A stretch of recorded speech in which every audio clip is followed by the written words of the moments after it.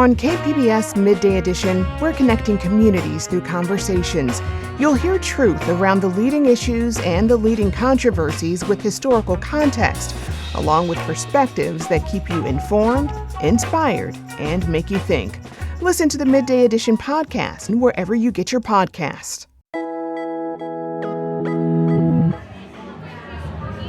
We're playing Filipino style, and every player has 16 tiles. 5 sets of 3 and 1 pair is what you're supposed to get. On a recent Friday night, producer Anthony and I joined a rowdy group of friends, some old, some new. We were learning an old game, one that's recently experienced a return to the mainstream. And then when the last tile to get Mahjong comes out, you yell, Mahjong! Mahjong! Mahjong is a tabletop game played with small tiles that look and feel a bit like dominoes. The game developed in China in the 1800s, and by the 1920s, it had become a sensation in the United States. For years, Mahjong was associated with immigrant communities and grandparents, and now the game is seeing a resurgence. Young people are flocking to tile clubs like this one, and it's all over social media. Why is everyone you know obsessed with Mahjong? All right, first and foremost, you should know that this is no longer just your grandma's game. How to host a Mahjong night that people actually want to go to. This is hands down the prettiest game I own. I just can't stop staring at it. All throughout its history, Mahjong has been a powerful source of community and connection. But today, with its popularity creeping into the mainstream, new conversations are emerging about the game's origins, commercialization, and the line between cultural appropriation and appreciation. But at this Mahjong night, most people were just focused on the tiles in front of them. Even winning didn't seem to matter that much. This is called No Ambition Tile Club for a reason, right? It's like, there is no ambition here. Just to have fun on a Friday evening. Yeah. Thousands of people are embracing Mahjong for its mix of strategy, socializing, and culture. It offers two things people seem especially hungry for at the moment: analog fun and a place to make friends. We'll take you along on our night learning the game, meeting new people, and trying for our first ever Mahjongs. We'll also explore Mahjong's often misunderstood history and look at some of the internet trends surrounding its resurgence, including granny hobbies and, quote, China maxing. If we can, even in our own little tile club, be able to help put a little bit more context to it, then that's a win. And so it's been great, like, to see people from different walks of life, both Asian and non-Asian alike, coming together, and then kind of seeing that diversity come together in the space. From KPBS Public Media, this is The Finest, a podcast about the people, art, and movements redefining culture in San Diego. I'm Julia Dixon Evans.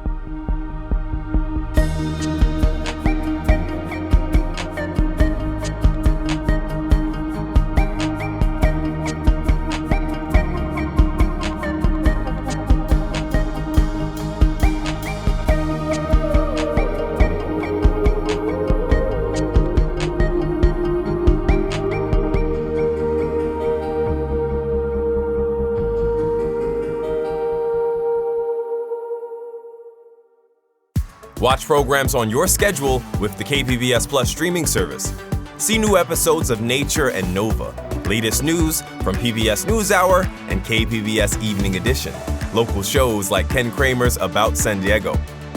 Learn more at kpbs.org/KPBS Plus.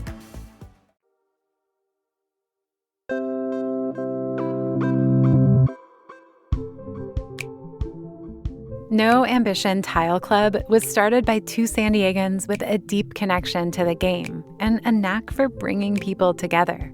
My name is James Gutierrez. I'm one of the co-founders for the No Ambition Tile Club. Do you remember the first time you played Mahjong? The first time I remember playing was actually with my Lola, which is grandmother in Tagalog. And she was showing me a bit of the game when I was second or third grade. For Filipinos, because I'm Filipino, in general, that was such an integral part of like what a house party would be, right? So it had to be food and it had to be mahjong. And maybe once the drinks went around long enough, then we get into karaoke, right? We knew when the mahjong came out, we're gonna be together all night. For years, Mahjong was mostly a childhood memory for James. It reminded him of his grandma and aunts laughing late into the night while he fell asleep on the floor nearby. He never actually fully learned how to play the game. As an adult, he and his wife dusted off a set of tiles and figured it out. But Mahjong traditionally needs 4 players, so the next step was obvious: bring more people in. So they started inviting friends over to play. At the time, the game still felt pretty niche. There weren't many people his age playing, but in the past few years, that all changed.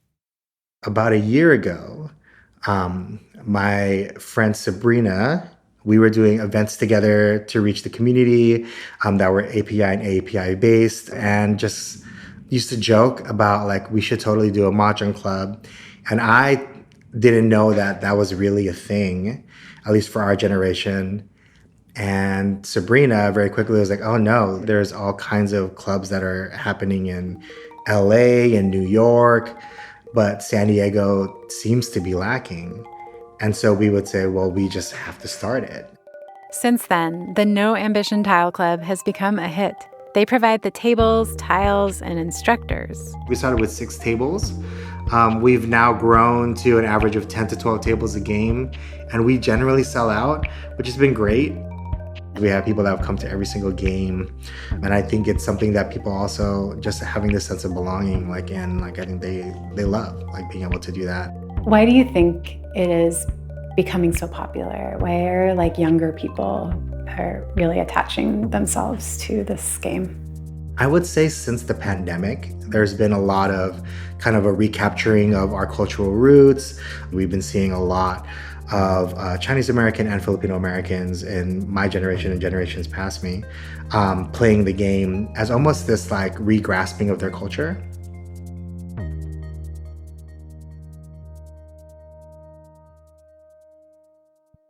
Before we tried the game ourselves, we wanted to understand what was behind Mahjong's recent boom and more about its history dating back long before it. So we called Nicole Wong.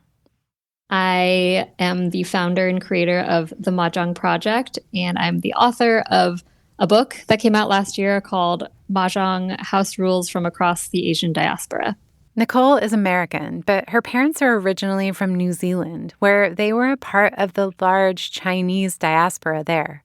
Her grandparents stayed in New Zealand, and in college she went to visit them, and that's when she learned Mahjong. So my grandparents' regular routine was that they worked 6 days a week in a greengrocer store, and so on their day off, they would invite friends over, they would play around, they would have dinner and then play another round, and it was their social glue. It was their way to catch up and gossip and share news.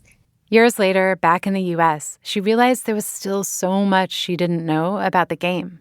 I was invited to a Mahjong game with some friends who were all Asian American, and we got together and sat down to play, and we all had really different understandings of the rules.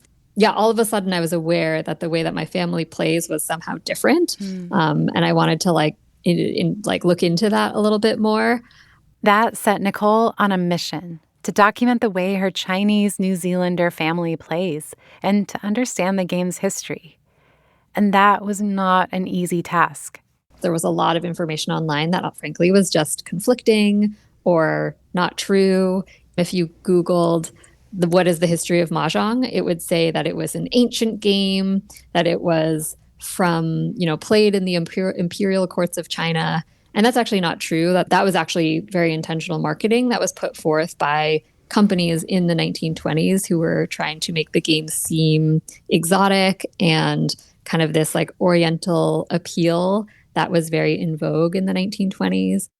In reality, Mahjong developed in China in the 19th century, not exactly ancient. But it caught on fast and spread across Asia. And with this spread, variations emerged, and immigrants brought the game all over the world. I met some people here in San Francisco who are fourth generation Chinese American, and the way that we play Mahjong is exactly the same, like the way that we score points. And that was so incredible because I had felt like this was such a specific, weird way that Chinese people in New Zealand must have retained, this old form of Mahjong. But in fact, because those immigration patterns are similar in terms of when families left China and when how families choose to retain culture and tradition in the diaspora, it felt incredibly powerful to connect with people who I'm, strangers basically, by the way that we play Mahjong. Among others, there's Hong Kong style, Szechuan, Japanese, and Filipino style, which is what we learned. And there's even an American variation, which developed after Mahjong had its first wave in the US in the 1920s. That version became especially popular among Jewish communities across the US. For both Nicole and James, their formative Mahjong memories were with their grandparents. But the Mahjong games we're seeing today have much younger players at the table. We're talking about young people like Gen Z people. There are a lot of casual Mahjong nights popping up all over the city in restaurants and nightclubs and bars. There's just so many places right now that I think are feeling like Mahjong is a really great way to bring the community out. It may seem unexpected that young people are interested in a game associated with grandmothers, but grandma activities are actually having a real moment right now. Instagram is full of people talking about their granny era.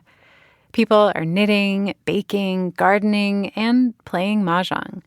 These activities are screen-free and tactile, an antidote to the exhausting digital world.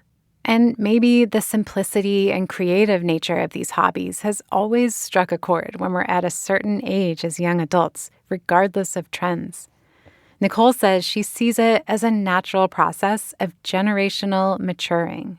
The idea of granny activities is with Mahjong too, is that, our grandparents started doing these activities probably around the time that we are starting to do these activities. Do you know what I'm saying? Right. My grandparents were playing Mahjong in their 30s and 40s. And so I think it's also this relational idea of we think of it as a quote old person activity, but guess what? They were also young at one point and they also liked doing things and they also liked playing tennis and racket sports and, whatever else we would associate in that genre. So what I like with the idea of granny hobbies is this, it does have this sense of reverence towards our elders. It has this idea of our grandparents were onto something.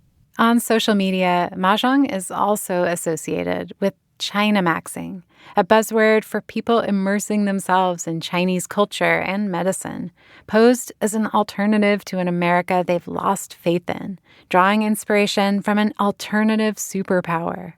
Anything from doing Tai Chi to drinking hot water in the morning. And it's not the first time that Chinese culture has become a fad in the U.S. In the 1920s, the game was really a way to, it was kind of part and parcel of pretending that you are Chinese and playing this Chinese game and dressing up as if you're a Chinese person, things that read as early 1920s.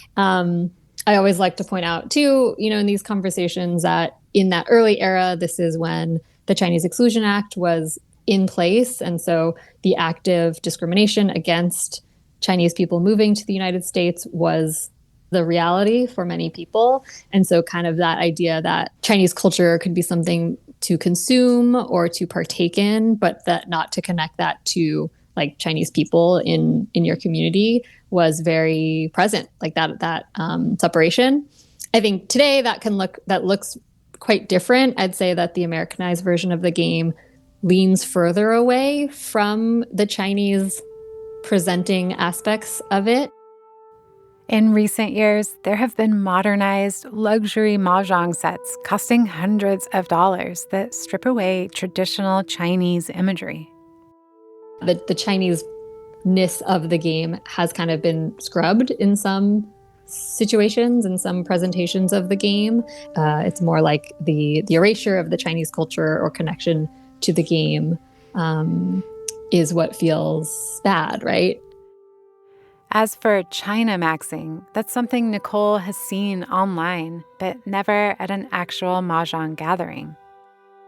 The events that I go to tend to be very joyful, very full of people who are curious and open to learning and wanting to, just partake in a social activity with respect and context. You can't know people's motivations for playing Mahjong unless they are saying, I am doing this because I'm China maxing and want to be Chinese, right? So I have not met anybody who said that to me, to my face. You could probably make an argument that that's some form of new Orientalism, this draw towards foreignness. But again, I don't want that to undercut or oversell the idea that it's also just Asian Americans who are excited to feel more connected to their own culture and their friends and their communities. Social media aside, the big appeal of Mahjong remains the game itself and playing it with others. The rules vary a little, and Mahjong nights at bars are a modern and fresh spin. But at its core, the games today are still a lot like those played by Nicole's grandparents in New Zealand or James's family in San Diego. It's simply something to do with other people.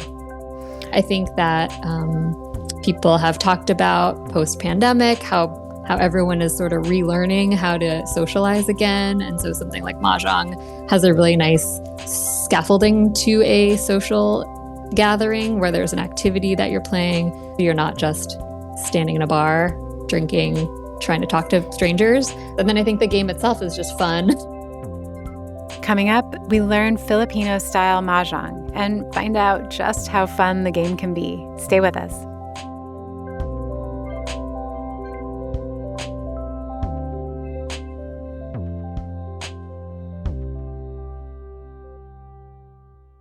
Most stories do not start with a journalist. They start with people, noticing when a river runs dry, asking why a school is changing, discovering something new next door.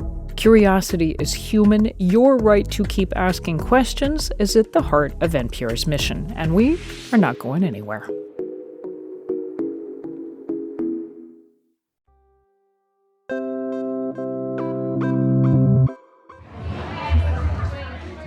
No Ambition Tile Club holds a few meetups a month at different restaurants and venues around town, so producer Anthony and I decided to check one out ourselves.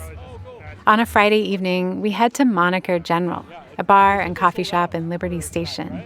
When we arrive, there are about a dozen folding tables set up, a DJ blasting music, and excited guests starting to pour in. Yeah, I think this is kind of like a perfect way to kick off the weekend. This is going to be fun. Some people show up with a friend or two, others solo. Some are Mahjong pros, but a lot have no experience at all, like us. Yeah. Have you ever played? No, I haven't. Okay, so you'll be learning. Yes. Had you heard of Mahjong? Yes, my family plays. Oh, okay. Yeah. But you never played with them? No, I'm always on the sidelines. Yeah, not today. James said this is actually the case for a lot of people that come to Mahjong night. They grew up around the game, but never really learned. It was just something the grown-ups did. James welcomes them and everyone else. Wearing an embroidered Lola's favorite hat, he buzzes around the room, greeting people and finding the perfect spot for every newcomer. They have an inclusive vibe. That's where the name No Ambition Tile Club comes from.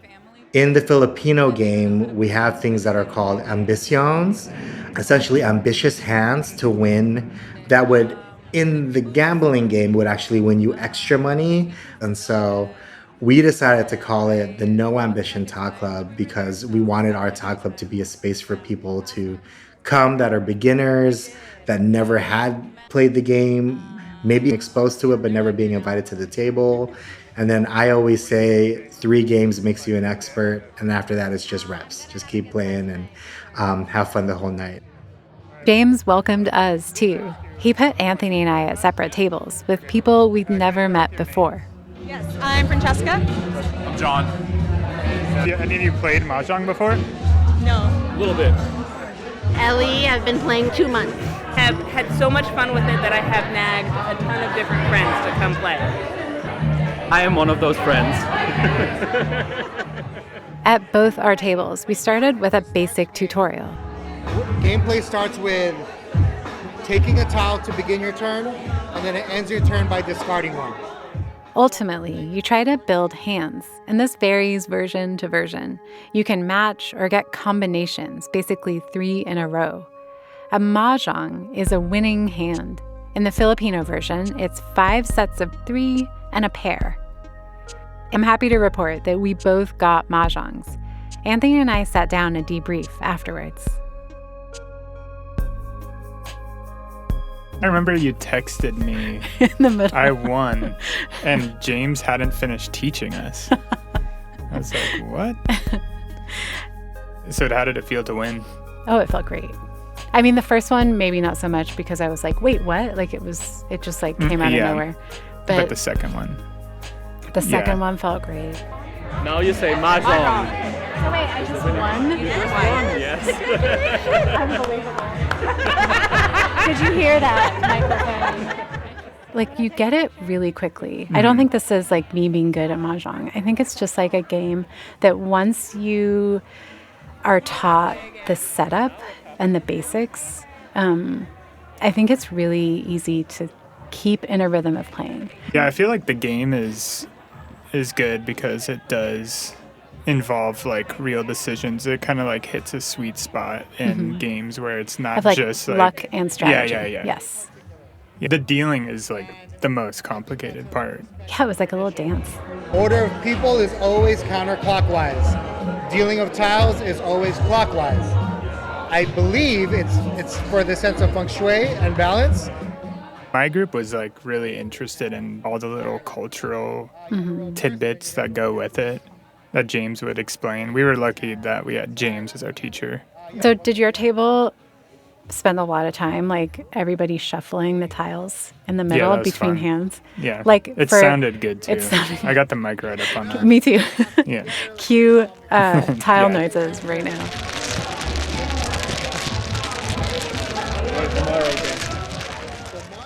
Well, and James told us Mahjong is called the game of clattering sparrows. Oh, that's beautiful. Because of that sound. Like sitting next to a waterfall or something, that's kind of similar. It's a great way to meet people. Because you have like, it would be awkward if you just sat at a table with like 3 people you didn't know. Well, and my it's just table, like, all right, talk. My table, 2 of them had met and like they intentionally sit together every time. And then the other, they just met like this session. And they were exchanging phone numbers. They were inviting each other to bridge nights too. It's funny, like one grandma hobby breeds another grandma Different hobby. domino games. Yeah. I think grandmas are awesome. Have you thought of your hobbies as I grandma? already am. Like, I went to go get my smog check in the DMV in the courthouse today because I had the day off. I just brought my cross stitch with me. So I was just like waiting in the DMV, like with my threads. It's rare to like find an activity that you can actually make friends with people. Like strangers, like in one night. And like, even if you don't make friends with them, like there's something really special about having that like encapsulated insular social experience. Yeah, sharing like an experience with them. It kind of like, bonds you quickly. Yeah. And it's just not awkward. Like, you can always just talk about the game. Yep, exactly. Right. Or like other sessions of the club you went to. I do think that is really nice too. It's a perfect third space activity. 5 stars. Yeah, I see why it's hot. It makes why sense. It's hot right now. Yeah. I needed 1 pair. I needed so much. We needed a lot more. You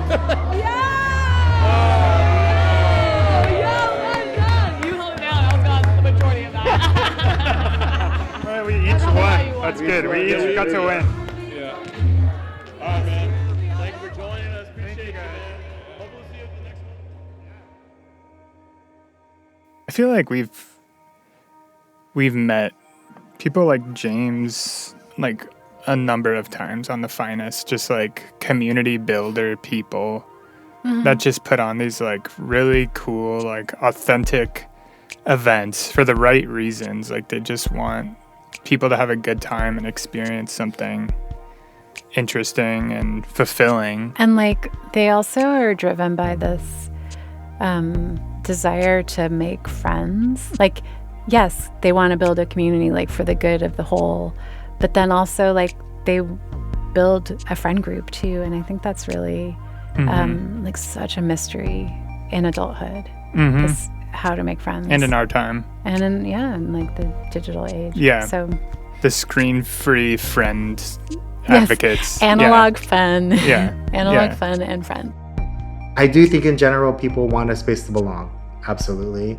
I will say for our teachers, I've seen that where they've developed genuine friendships, have now gone out of the group chat into the real life, out of the tile club tables, and actually hang out together and even take trips together and those kind of things. And so I'm proud of that. I think that's great. If anything, if the game was a catalyst for those connections, absolute win.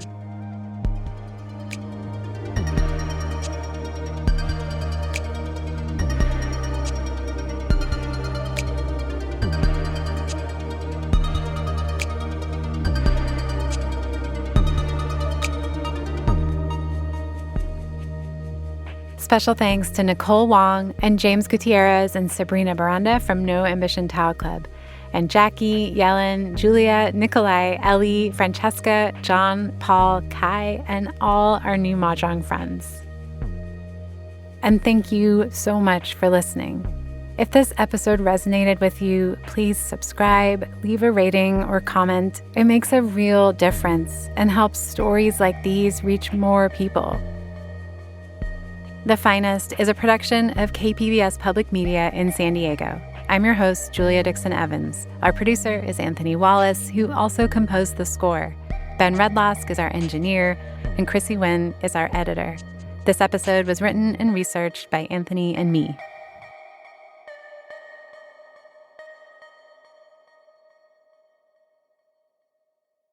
Most stories do not start with a journalist. They start with people. Noticing when a river runs dry, asking why a school is changing, discovering something new next door.